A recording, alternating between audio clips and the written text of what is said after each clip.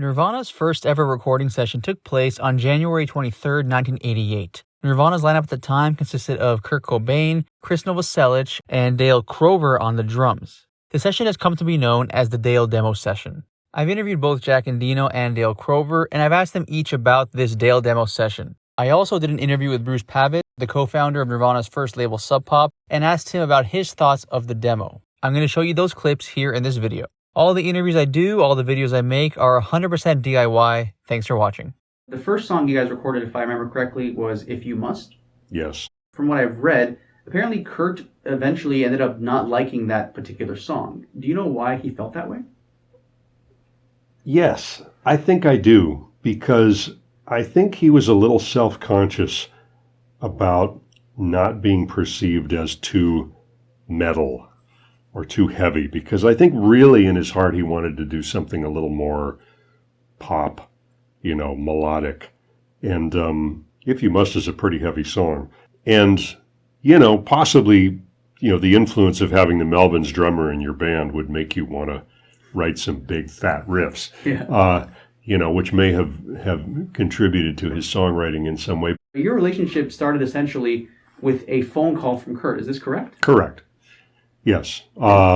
Just like any other band, he just called the studio, asked for me, and said, hey, we want to record some songs. We only have enough money for a day. When can you get us in? And he mentioned that he was playing with Dale Crover, who was going to help out on the session. I figured, all right, if this guy's good enough to be playing with the Melvins drummer, he's got to be the real deal, because I was already a big fan of the Melvins. So yeah, we booked the session January 23rd, 1988. And they came in with Dale drumming, and they didn't have a name for the band. He just told me to put it down as Kurt Cobain. And they did 10 songs in 3 or 4 hours, all live. He did all the vocals afterwards in one take. And probably between 3 p.m. and 5:30 p.m. we mixed all of it down, mixed, if you want to call it mixing. It was just an 8-track recording.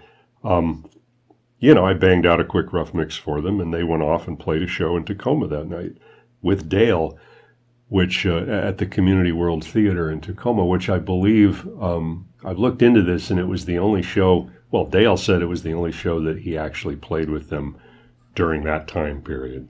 Because later, he did a tour with them, actually, but it was like a couple of years later. So just a general question about the Dale Demo Session. They came around noontime at Reciprocal Recordings, and they were only there for, X amount of hours, because then they had to go to the Community World Theater in Tacoma that night for a show. Correct.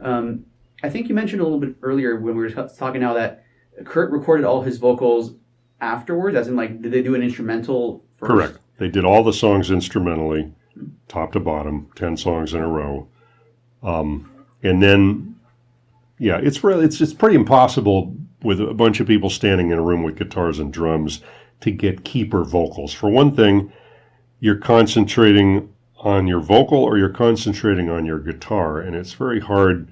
Unless you're very, very good at this, it's hard to get the best possible take on the guitar and the best take on the vocal at the same time, unless you're a really seasoned player, which he was not.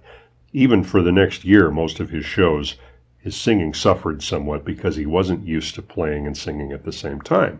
He just hadn't played enough shows. At that point, I don't know if he'd played any shows, maybe 2 or 3. And the other thing is that if you're standing in a room playing guitar next to a drummer, the vocal mic is going to pick up way too much drums. So it's pretty standard to have maybe a guide vocal where you have a mic out there and you sort of sing a few verses, or you just call out the cues to the band like, hey, here's the verse, here's the chorus, okay, we're going to the solo now. And then you go back later and you do the real vocals in a nice silent room with loud headphones and a good microphone and so forth under, better conditions really, where you can actually get a usable vocal recording. So, like most of the bands I did at that period, and still to this day, I do a lot of bands where the band sets up and we isolate the instruments as much as we can, but they bang it out live. And then we do the vocals afterwards. And the other thing is vocals can take minutes or days. It really depends on the singer. Yeah. How many punch-ins are you going to need to do? And Kurt was one of those, 1 or 2 takes and it's done. And I think we did most of those vocals in one take. He just went from song to song. Like there was one or two where he had to stop and think about the words for a minute. So, okay, wait a minute, let me make sure because again, all they'd done is rehearse at that point. I don't think they played live very many shows at all. The fact that he had the words memorized is impressive in itself. He probably didn't have all of them memorized. I don't really remember because I couldn't see what he was doing out in the room there, whether he had a lot of paper with him or what. And nor, I don't really remember that exactly. But I do remember he did it very quickly. And if we did more than one take on anything, I don't remember it. It's possible we did. But in any case, after about, maybe an hour of setup and 2 or 3 hours of recording, the 10 songs were recorded, and I had to just mix it quickly so they could walk out the door with a cassette. Yeah, so that was the session that yielded anything Nirvana that has Dale Crover on it that's not live is from that session as far as I know. If You Must never got released officially until the box set. Yeah, I don't know. Any artist is like that. I mean, they write things and then they change their mind, They go, well, that's not really the direction I want to be known for. Let's do this other thing instead. So that's all it was. It was an early song, I think. Yeah. There were certain songs like that one, like Big Long Now, which was a song we recorded during the Bleach session. I remember that one. Kurt said, oh, there's already enough slow, heavy songs on Bleach. Let's leave that one off. So I saved it, and that got used on Incesticide. There were 2 songs that ended up being remixed and put on the Bleach record later. Do you remember which songs those were? I don't. You can find that information easily enough. One is Paper Cuts. One is Floyd the Barber. So see, I do remember. Paper Cuts, I think Paper Cuts, Floyd the Barber, and I think there was one more song that was used as a bonus track on some versions of Bleach that is also from the Dale session. It's a little short one. Huh? Was it Downer? It might be Downer, it might be Beeswax. I can never remember which one it is. But it got stuck on the end of some of the versions of Bleach. Mm-hmm. And then the other songs ended up on Incesticide, possibly including Downer. I'm not sure. Yeah, I think Downer is on both the Bleach Extended and Incesticide. Yes, and the final song, the 10th song, was a sort of truncated version of a song called Pen Cap Chew, which only exists as a verse, a chorus,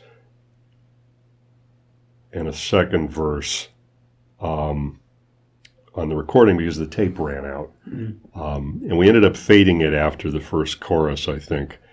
And that got used on the box set much later.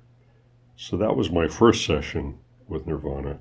And I wanted to ask you specifically actually about Pen Cap Chew. I'm glad you brought that up. So basically, as you were saying, the tape for that song ran out, so you guys didn't have a full recording of it. So you kind of had to put the fade at the end in order to make the song, I guess, salvageable. It's like half a song now. It's like one verse and one chorus and a fade. Yeah. So was there any other Nirvana song that essentially, for lack of a better term, like were you able to kind of polish up anything else Nirvana related? There was, I think there was something on the live Bleach thing where I took a bass DI and reamped it through my SVT rig because something like I had the direct signal, but I didn't have the mic signal at one point in the song.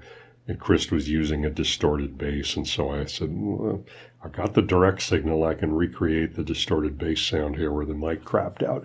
But something like that. But that's I didn't have to re-record anything or fly anything around. No, I mean, and remember back when I was doing this stuff, we didn't have Pro Tools or any of that digital stuff. What you had was what you had.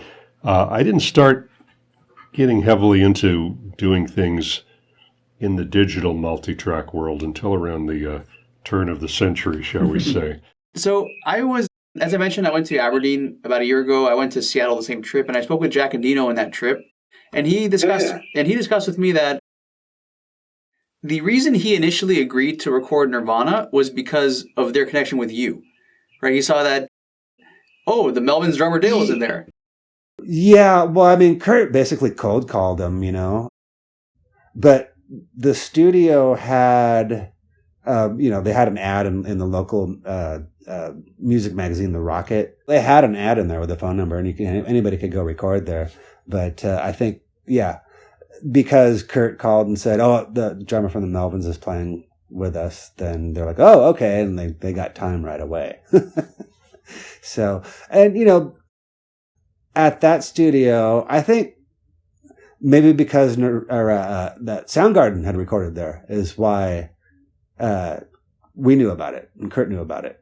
So, I think he probably figured like, oh, if they know about Soundgarden and recorded them, then that'll be perfect for us or whatever, So yeah, good thing he said yes, and then Jack liked it right away. I mean, he was really impressed and I think immediately told Sub Pop people about it because they had called like literally the next day and were like, or somebody had called just to say like, oh, hey, like we're interested in this already. So funny, cool.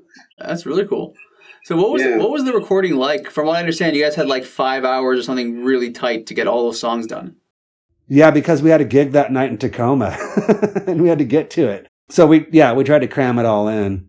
And I mean, I listened to some of those songs and it's like, I can tell that I'm speeding up really badly, but it was just a demo, I mean, it was a demo so they could like get gigs and also to find a drummer. They knew that I wasn't going to stick around, so, a demo to get a drummer and they got a record deal instead. That's really cool.